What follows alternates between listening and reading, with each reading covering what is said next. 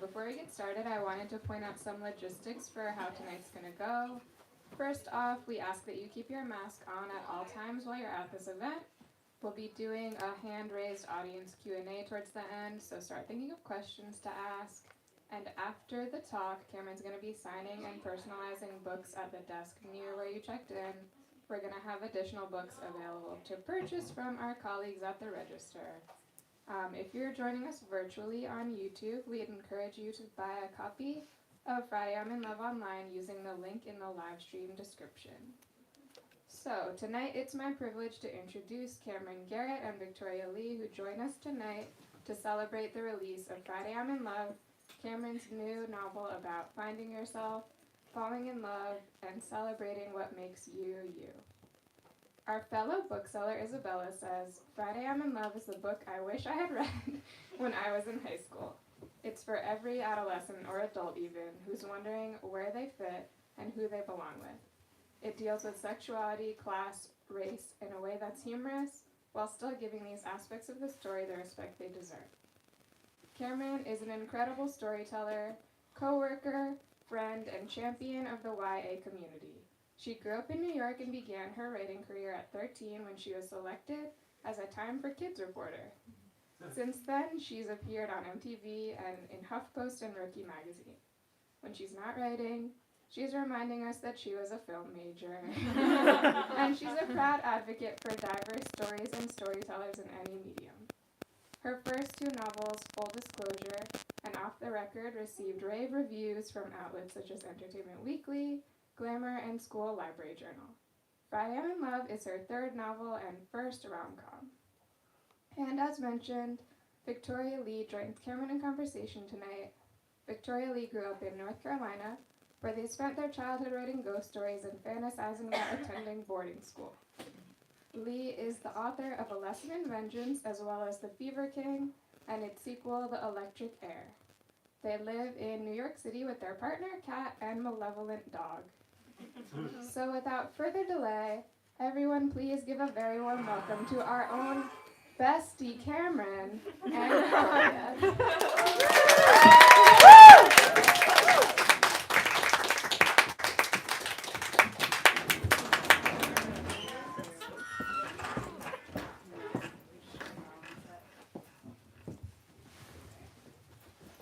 All right, hi. Is this one? Yeah. Okay. I'm Victoria Lee. I'm the author of Lesson in Vengeance of the Fever King series, and I'm so freaking excited to be talking about this book with Camryn because it melted my heart. I read it in like less than 24 hours. So Camryn, can you tell us what the book is about? Just smile and nod. What is the book about? Yes. The book is about a girl named Mahalia who decides she wants to have a sweet 16, but she can't because she's poor at vibes. And she decides she's going to have a coming out party where she... I don't know why you're looking at that. She decides that she's going to have a coming out party where she announces her queerness to her friends and family. But as she's planning this party, all these different issues start coming up, including money issues and a crush on a new girl at school. Yeah, and like the queer arc of this was amazing. Like I thought that it was fantastic just to read a rom-com where it's like every day like school crush and falling in love and like, oh no, they're dating someone else. But then sapphic, right? Yeah. So can you tell me basically like how that arc developed in your mind, especially like with Siobhan and Mahalia having such different experiences of queerness and Siobhan kind of being like a couple steps, I guess, behind Mahalia. Yeah, I told Victoria this was my favorite question. It's really interesting because I think everyone knows like San Junipero, that episode of Black Mirror, and the writer of that episode was saying that they had originally envisioned it as like a straight couple, like a man and a woman, and it wasn't working until they made it gay. And I feel like it's the same with this, where it's like something as basic as, oh my god, I like this person and they have a boyfriend or they like someone else, seems so overdone to me. But then adding the queer aspect made it feel really fresh and new and different. It didn't feel as repetitive. And I really, really loved having a book where I think there are a lot of YA books, particularly where everyone is out and everyone is happy and everyone is really, really secure in who they are. And I wanted to have a book where both of the people in the relationship are at different steps. So even Mahalia is out to more people, but not out to everyone in her family or not out to everyone in her community. And Siobhan, like, has no idea what's going on. And I feel like I've been both, and a lot of queer people have been both. And I really wanted to show young readers especially that you can fit in either of these characters or somewhere in between, and there's no pressure to know exactly who you are at 16. Yeah, I mean, Siobhan having no idea what's going on is such a vibe. Like, so, for one, like, what inspired you to write this book in the first place? Because you wrote it in high school, and so you kind of suggested that maybe it was straight at first, and then it just developed into being a sapphic story. It wasn't, no. Oh, it wasn't? Okay, so it wasn't. Okay, I'm sorry, great. Love that for you. So, I guess, how did it develop? Because, you know, everything changes in edits, everything changes especially from high school to getting out of college.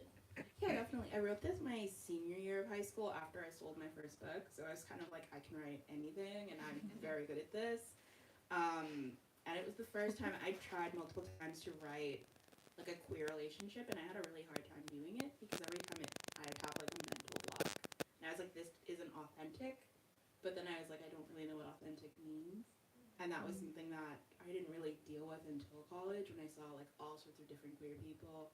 A lot of my friends from college are here, and like we all had different experiences with sexuality and came out or didn't come out at different times, and decided you were like bi one day and then lesbian the next day. And I feel like those experiences really shaped the book coming back to it like 4 or 5 years later. When I first read it, it was very much like lesbians and like, but like kind of surface level, and I really like deepening it and adding to it. Yeah, I loved that there was so much variety in people's queer experiences in the book. Because I think that as a queer writer writing queer stories, there can kind of be this pressure to write about the queer experience or like be a voice for queer people. And I think that's why I couldn't write stuff like that, because I was like, oh, this is not authentic enough. This is not real enough. And but like I think what's authentic to one person may not be authentic to another person. Right. And like it seemed very personal. Like it seemed like it was coming from lived experience and from, you know, things you had lived, things that people you knew and friends had experienced, and so that's part of what made it so real, which I feel like is a trend in all of your books, that you write these characters that are deeply layered and complicated. So I'd love for you to just tell me from a craft perspective, like how you do that, how you approach these characters, how you make them so different from each other and so realistic, like people that you might know. My mom texted in our family group chat the other day, like, all of Camryn's main characters are Camryn, and, like, nothing else. And my sister was like, what do you mean? And, like, my mom never followed up, but I feel like that is true. Because my sister was like, but Camryn never had a coming out party, and, like, Camryn never, like, had HIV. Like, what are you talking about? But I think I put a lot of myself in the characters, and that's what makes them feel real. And I also think my friends can tell what parts have been stolen from their lives or from my life. And, like, I think that's what makes writing authentic. I mean, not to get into, like, that New York Times article was about, like, this writer stole my life. But, like, I think, or Slate, something like that. Memory unlocked. Yeah. But I think small tidbits and, like, random things from life added to the story really makes it feel authentic, even if it's just, like, silly things that don't add to plot. I feel like plot sells. And focusing on characters what makes the story feel distinct. That's a great answer. I love that. I'm gonna have to think about that and think about integrating that in my books. No plot, just vibes. No plot, just vibes. So how does it feel to be 3 books in? Because you have written these 3 books and they've all been very different from each other. It still doesn't feel real. People have been asking me, like, at work, like, kind of every day leading up to this, like, oh, like, how does it feel? And it doesn't feel like it's set in yet, and it probably won't until, like, I'm editing the 4th book. But I do feel like more confident. Sort of. What about thinking about how there's like some teenager like out there, someone who's reading your books and feeling seen, feeling like, wow, Camryn really gets me. It's so interesting because, like, you'd think I'd be better at imagining things, but I'm not until someone explicitly tells me. And that's always really, really cool, and I'm excited for that. Like, when people people tell me how impactful it was. I've already gotten a few like messages like that, and I'm always like, "You're a troll. You're not real. You're not real." But I think that's what's really exciting to know, like when it's in school libraries and doing school visits, and people tell you how important it is. That's a big deal.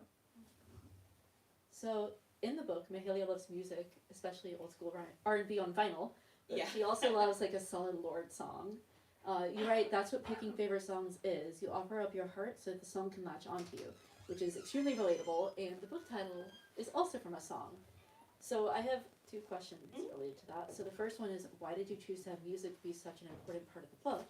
And second is, what is your favorite song? Oh my god.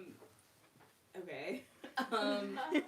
I like keep, I don't know if you do this, I keep like a running list of like things I want to have in a book, like just random things. And Literally on the notes app, yes. yeah, no, actually, and I'm like, I want a character who works at the Metrograph, or like randomly, because I went to Metrograph, or like, I want a character named Egypt, or like just random things like that. And one thing I really wanted to have was a character who was really like pretentious about music, because there's always, I don't know if you've seen this on Twitter, there's always like sort of controversy every few months about like kids would not listen to this music that's in this book, and like old people are writing these books. But I was like, I kind of like when a YA kid is like, I only listen to like rock from the 90s, because I feel like it's so like it's such a YA staple, or like such a teen movie staple. And I really wanted to write a black girl like that, because I feel like a lot of times it's like an angry white girl with like kind of greasy hair. Raccoon eyes, the little hair somewhere. Yeah, and I love those characters, but I wanted to have a black girl who's kind of like, oh, I don't like Bad Bunny, or I don't know if Mahalia would say that, but like when she's making her playlist with her friend and she's putting these really weird songs, and her friend's like, why are you doing this? I really wanted someone like that, because I just thought it would be really fun. I don't know what my favorite song is. Pressure's on. This is really, I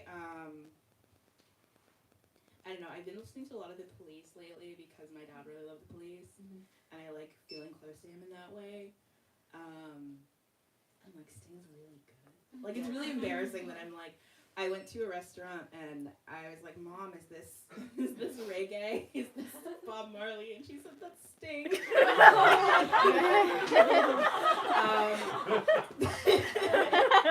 That's sort of where I'm at.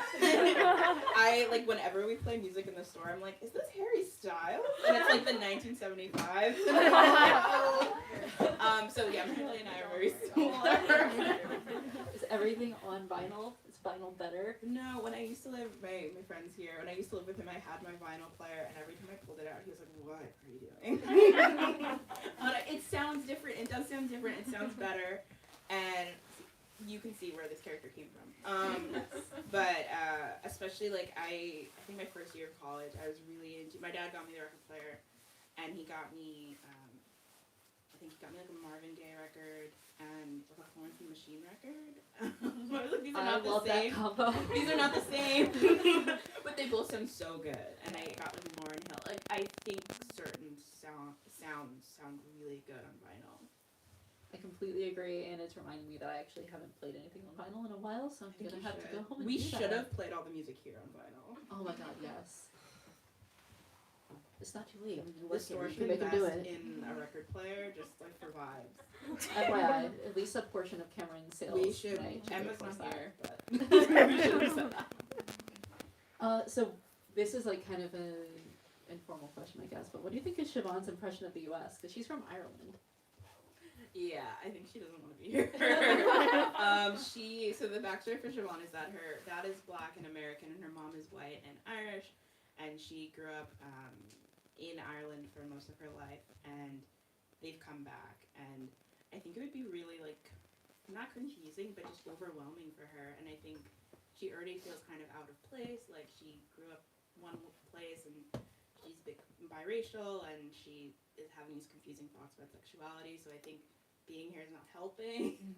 And she doesn't want to be here. She has this dream to sort of like go off and see the world, and I think that's because she's not impressed by the United States. Do you think, like, I mean, maybe this is just me, But I feel like there's something so queer about wanting to explore the world. I was like, what? How can I like show that this girl is queer? And it's like she's gonna wear Birkenstocks, and she's gonna have a dream. She doesn't want to go to college. She wears flannel.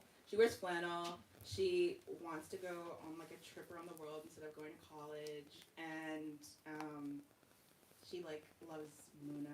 I don't think that's in the book. She loves St. Vincent. I was like have all the vibes. Just like the whole energy of like, I gotta get out of this one horse town. But it's not even a one horse town. It's San Diego. No, it's not. But isn't it? It is to her. It is to her. Yeah. Hold on. Okay. So the relationship between Naomi, who's Mahalia's best friend, and Mahalia is so deep and fascinating, and you explore a lot about class dynamics through their friendship. So how do you think class influenced their relationship as well as Mahalia's sense of identity and like, I guess, separateness from Naomi? Yeah, that's a really good question. I feel like I've read a lot. That's my cane, everyone. I hurt my foot. I fell on my face yesterday while signing books. I thought more people would laugh. But, anyway, that's my cane. But the question, I wanted to say, I feel like I feel like I've seen a lot of like discussion about class like in Black media, like in movies that like mostly Black people know, but not so much in like mainstream stuff. What does mainstream mean? But I feel like it's a big like thing that you see in YA or in like John Hughes movies. That's a big deal. These people are working class. These people are not. I really wanted to have that be something that came up because I think especially when I went to college and I went to a private college and some people had so much money and some people didn't have anything. And I thought that would be really difficult in a friendship, especially when your friend is like, I think a lot of people who have money don't think about it. Mm-hmm. And so Naomi is just like vibing and like enjoying herself and she's like, why don't we have a party here even though it's like $500 an hour? And Haley is like, what? Like, I can't fathom that. I think it was something I was going through at the time at school, and I thought it would just be interesting to have, especially now in our time in America. not to get like that, but yeah, I think it's like more of a big deal now. Well, and there were things that Naomi just did so casually that she had no like realization that they just exacerbated Mahalia's sense of the divide between them, like being like, oh, I'll just give you the money, and Mahalia's like, yeah, no, I don't want that. It was also like a way of like processing myself because I was writing books in school and like I had money from books, but like I didn't have money before, so this weird thing where like my friends didn't have money and I was used to not having money, but then all of a sudden I did have money, and so I was like, am I like being too much of a Naomi, if that makes sense? Yeah. Because a lot of times like my friends would be, I mean, I don't have money anymore, but like a lot of times my friends would be like, oh, like I want to do this, and I'd be like, I'll pay for you or I'll do this for you, and then realizing how that can come across and like how weird it can be. Like I think jumping social classes or suddenly having money or suddenly not having money is also really complicated too, and that could impact a lot of friendships. That kind of happened to me too. Like there was a point I got disowned from my family, and so I was like living alone, like very isolated, like on like welfare, and then like my family took me back and I got a job and I went back to college, and suddenly like I had jumped a social class, right? And I was hanging out with the same friends, and I'd be like, oh, why don't we go to this restaurant, without thinking like, exactly. Oh, they probably can. No, and it's really interesting too because even though Mahalia isn't rich and like isn't really middle class, like they're in a steadier place at the beginning of the book, and then her mom sort of has a medical emergency, and then things really get tight, and that's also an instance of you feeling stable until you don't. And I think for a lot of people they don't experience that until they're an adult, but a lot of kids have gone through that, or a lot of teens know what it's like to be contributing to the household like still in high school, and I feel like there's a lot of YA books that don't address that. Well, it seems like that's, you know, you were touching before on the music thing, but like on a more serious note, something that a lot of adults are like, oh, kids don't think about this, or kids don't go through this, or just like innocent teenagers. Yeah. But like that's not true. Kids experience oppression, they experience abuse, they experience being poor and poverty, and they are deeply aware of these things, and that really comes across so well in the book. Like it's lighthearted in a lot of respects. It's a rom-com, but then it also like really talks about these things, which I thought was great. Yeah, I mean, I also think a lot of rom-coms are about rich people, or like they're not explicitly rich, but they never talk about money or never think about money. Especially in like Nancy Meyers, who I love, they never seem to think about it. In so many, I was watching To All the Boys, and I love To All the Boys, but they're like, we're just going on our ski trip. And like they go skiing, their school takes them skiing. I have so many questions. And they were like in a chateau. Where were all the like teachers? They put one boy in charge. Sorry, like we're going off on a tangent, but I was just they were like, let's do caught toddies. I'm like, aren't you 16? So many questions. As somebody who did that in a book, I feel like that's just like, oh well, the parents can't be here, the adults can't be here. Yeah. It would ruin everything. It would ruin everything. They wouldn't get away with it. It was just like, schools take kids skiing? Okay. I guess. Or like, this summer I turned pretty not to like keep picking on the same author. We love It's Jenny. like- We love Jenny. We do.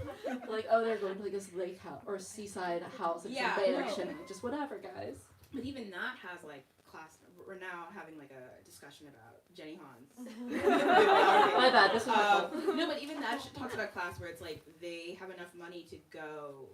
Belly's family has enough money to go, but only because they're staying in the best friend's house. Mm-hmm. And that's really interesting because Belly's mom is Asian and the best friend is white, and she has money and the mom is a broke writer and doesn't. So I thought that was really interesting too. Like I do think it's there, that like class analysis and like talk of money, but especially when I was writing it, like the first time when I was 18, I didn't feel like I saw it a lot.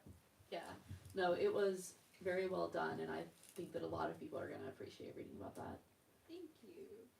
Let's see. I'm completely doing all of my questions out of order. So, you're a filmmaker as well. So, how is your approach I heard to... the film major joke. I don't know. It's a film major joke. I just talk about being a film major a lot Oh. at work, and everyone has heard it. Anyway. Well, you are.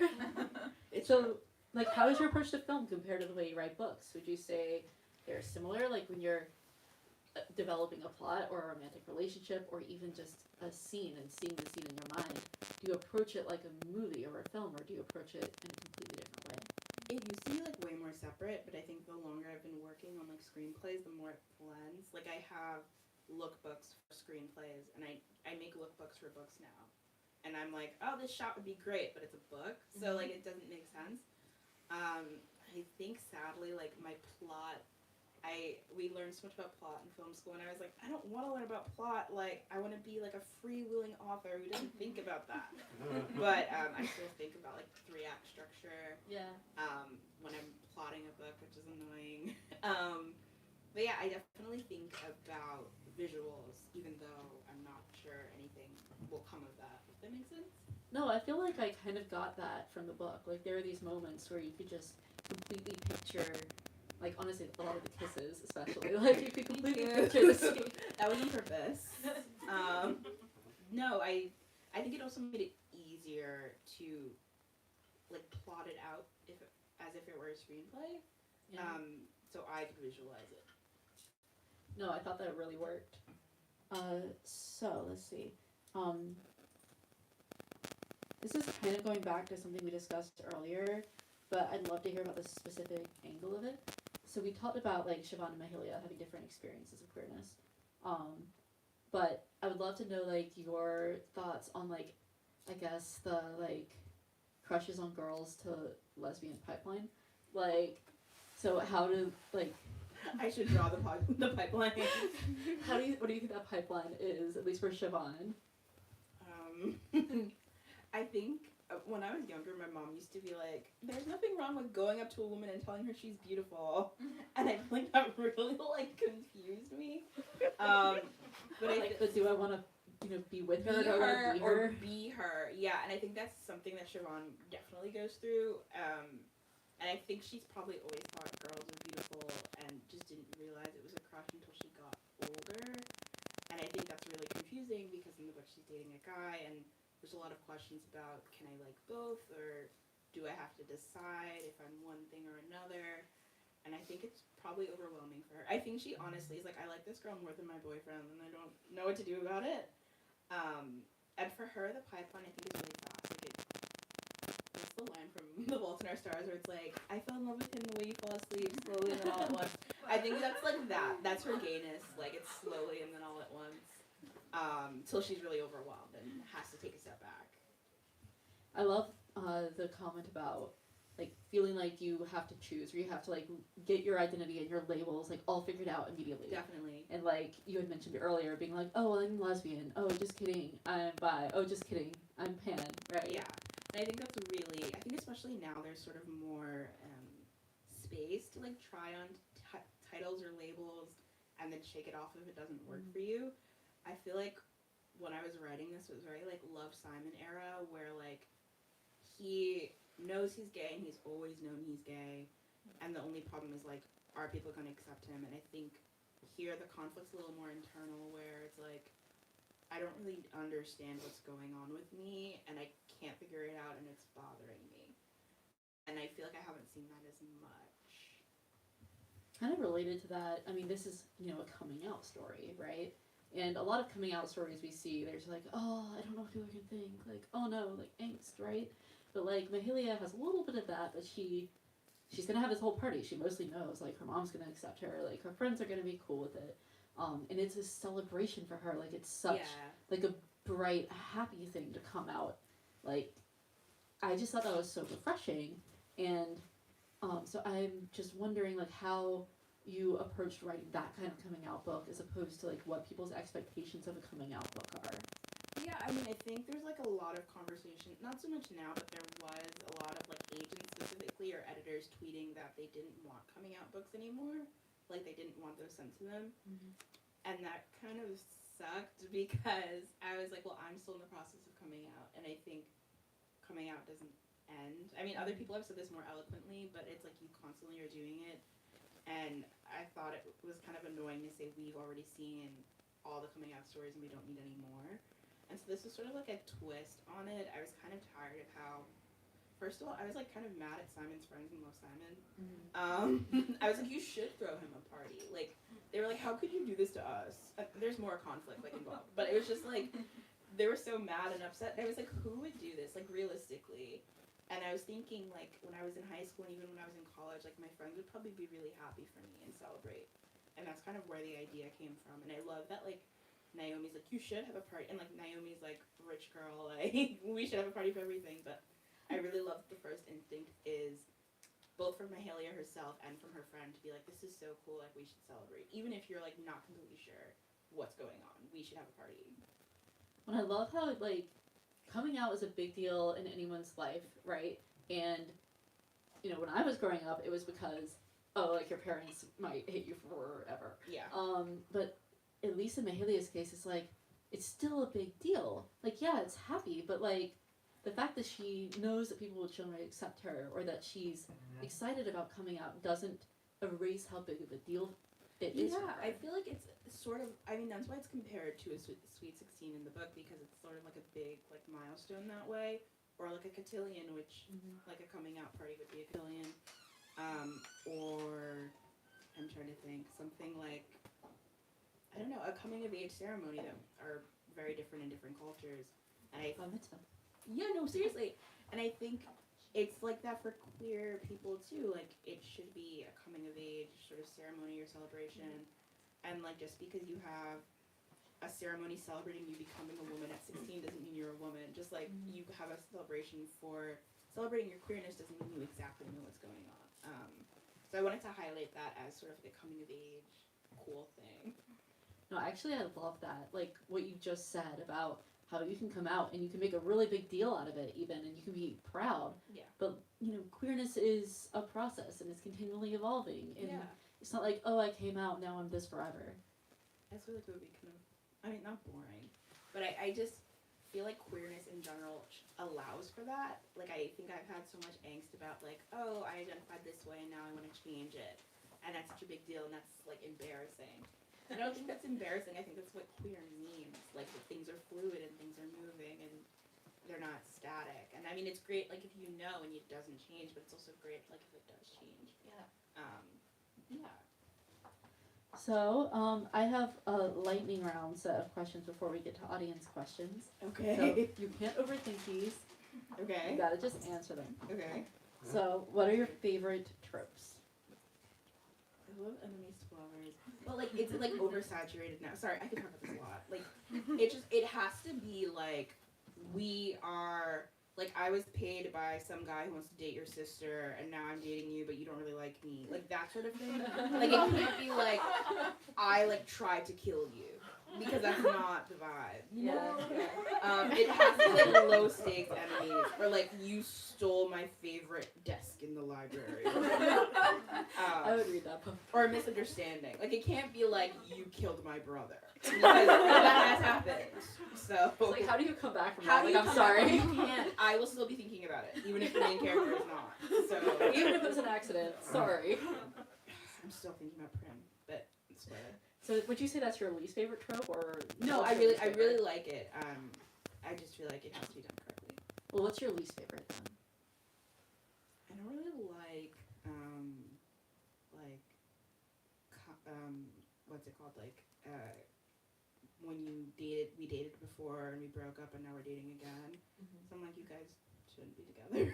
I broke up for a reason. Remember? Yeah, no, I'm sure like ideally it seems really nice, but I'm just like, you guys broke. And a lot of times it's like we broke up in high school and now we're adults and we want to get back together. I'm like, you guys don't even know each other. It's weird. That's a really good answer.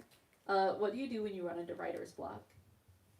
I complained to all my friends who are like all here, and they're like, "Oh my god!" And then they're like, "I'm not like they don't answer." They're like, "I've heard this so much," and then I complained to a new friend, like, and then they're like, "Oh my god, I'm so sorry," and then after a few months they stop answering. All right. So, what are your revision tips? Oh my god, I do revision. Like, I don't rush through it, but I try to do it as fast as possible so that I don't have to look at it again. Yeah. So that's my suggestion. I, like, schedule it out so that it's done. And then I'm like, I'm never dealing with this again. And then my editor's like, wait, let's do another round. As somebody who just took like a year to turn in a revision, I need to take that. Well, and I also Thank think you. you should take time. Like, I don't know if anyone, like, is on deadline. Sure. But I say ask for an extension if you need one. Like, don't work yourself to the brim because it's not going to be good. Like I've done that where I've turned in a revision I knew wasn't good and my editor's like, let's go back to this again. So you're just making more work for yourself. That's a really good advice. I need to listen to that. All right. Ask. Lastly, what's your favorite snack to eat while writing at 2 a.m.? I think it's probably bad, but like I don't let myself eat until I'm finished. Girl, no. Because then it gets, Camryn. because then I'm like, I really want to finish. I know. You need food for your brain. You know how much I'll calories eat- your no, brain burns? I'll eat before, and then I write, and like I'll have like a beverage or something. But like once that's done, I can't get back up. You can have like a milkshake or something.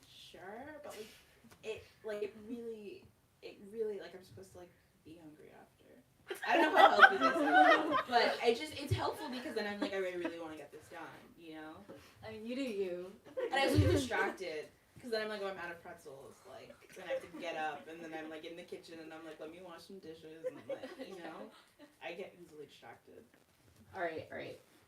I accept that. Okay. You are valid. Okay. Audience questions. I just want to say thank you for coming. It's very nice of all of you.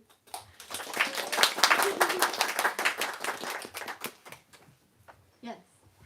Hello, person. Hello. Sure. If that would Please stand. But- Please rise. Oh, I'm I'm kidding. Don't. Like it was mentioned in the very wonderful intro earlier, your 3 books Oh, in. who wrote that intro? I have no idea. They were Oh my amazing. gosh, the people of Books Are Magic are wonderful. I agree. You're 3 books in, you've been writing YA. Do you think you will continue to be writing in the YA genre? And then conversely, what do you think YA as a genre offers that no other genre does? It's a very good question. You're like a plant for the YA industry. I was like, I'm done with YA. I hate YA. I'm done. But then I got an idea.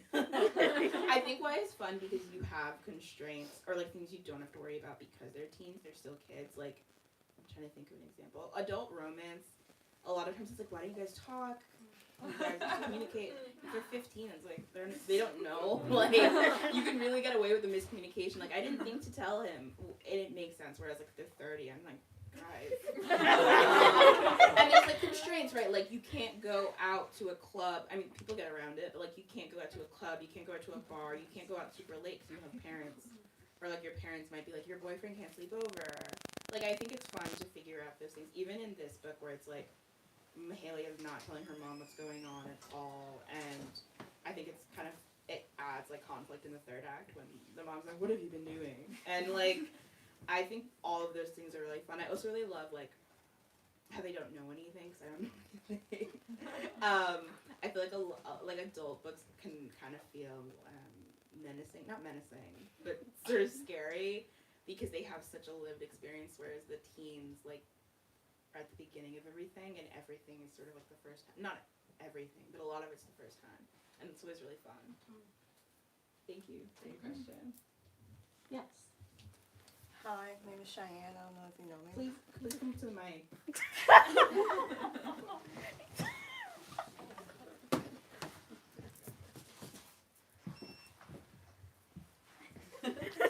Hello. Hi. So my question is, it's not really a question that didn't, it Is it a comment? It builds so much. Okay. So you're on an island, right? Okay. And, well, you're planning to go to an island, and you can bring one book. Which of your books are you bringing? Oh. You can only bring one. Maybe I'm gonna make you feel guilty for asking this question. I'd bring my first one because that's the one my dead dad read before he died. Not right before he died, but like he read that one. He didn't get to read that too.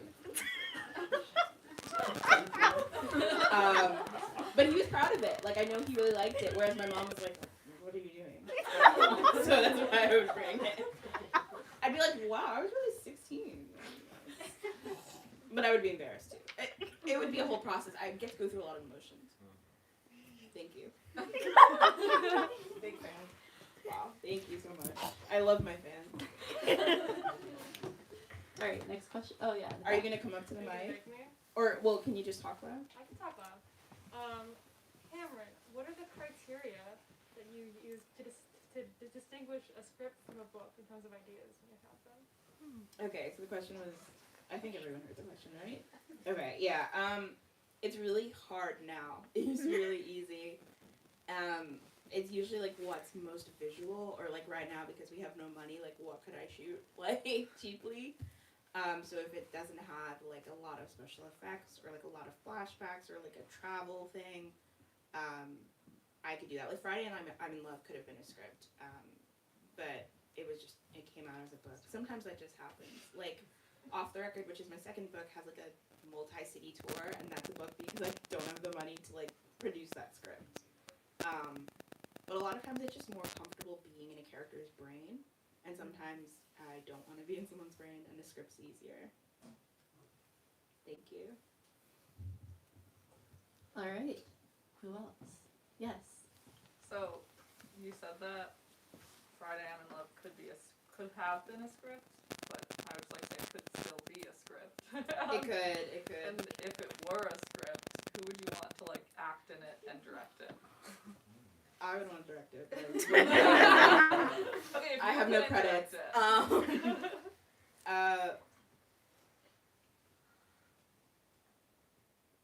I don't know. I'd really want like a plus-sized actress, just because I feel like we don't have that many who are like younger. Like the ones I can think of are like older, not even that old, but just like full adults, not teens. And I think it'd be really cool to have that sort of like character like running around and being fun. And I don't know, man. I really thought of Ruth Negga while writing Siobhan, but Ruth Negga's obviously like 40. And, like, I mean, she could do it. She could do anything. I really thought of her. I was like, she's great, and she could play that. As a director, I really like the director of what's it called? There's a movie called The Incredible Jessica James.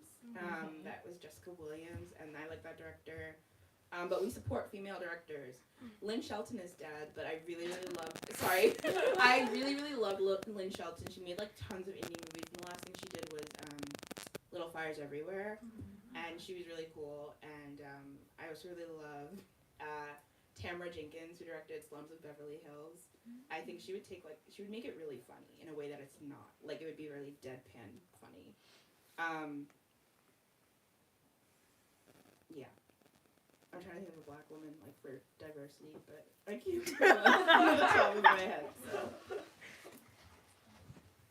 All right, anyone else?